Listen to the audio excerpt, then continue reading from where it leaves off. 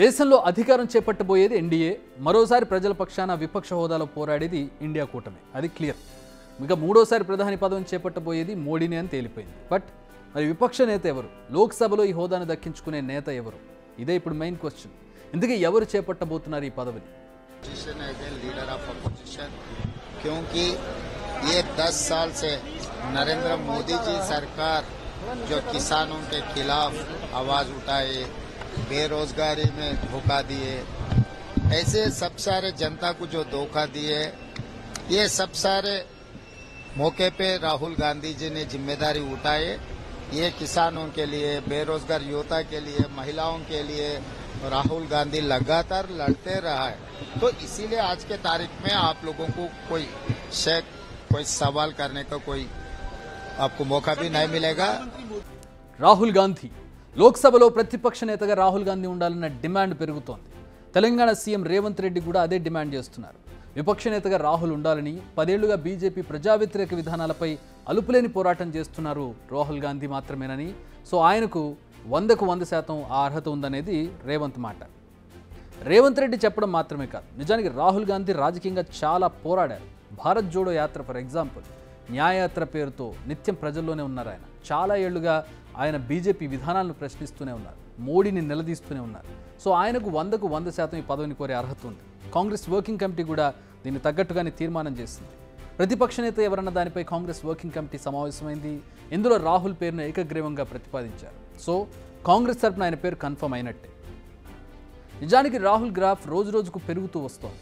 యాత్రలతో పాటు కాంగ్రెస్ ఎన్నికల ప్రచారాన్ని తన భుజానికి ఎత్తుకున్నారు ఆయన. కాంగ్రెస్ కార్యకర్తల్లో ఒక భరోసాను నింపడంలో రాహుల్ సక్సెస్ అయ్యారని చెప్పడంలో ఎలాంటి డౌట్ లేదు. ఇదే సీట్ల సంఖ్య 52 నుంచి 99కి పెరగడానికి కారణమైంది.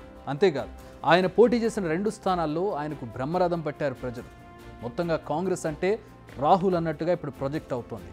సో ఇలాంటి సమయంలో ఆయన ఈ పదవిని చేపడితే గనక ఆయన పొలిటికల్ లైఫ్ మరో టర్న్ తీసుకోవడం ఖాయం. పని చేయడానికి ముందుండే రాహుల్ పదవులు తీసుకునే విషయంలో మాత్రం కాస్త వెనక ముందు అవుతున్నారు.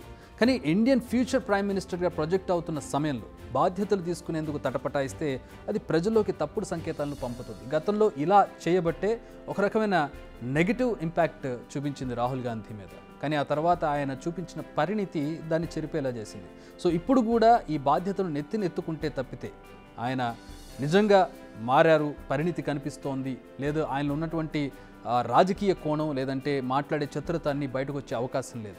సమర్థంగా నిర్వహిస్తేనే ప్రజల్లో ఆయన పట్ల నమ్మకం పెరుగుతుంది.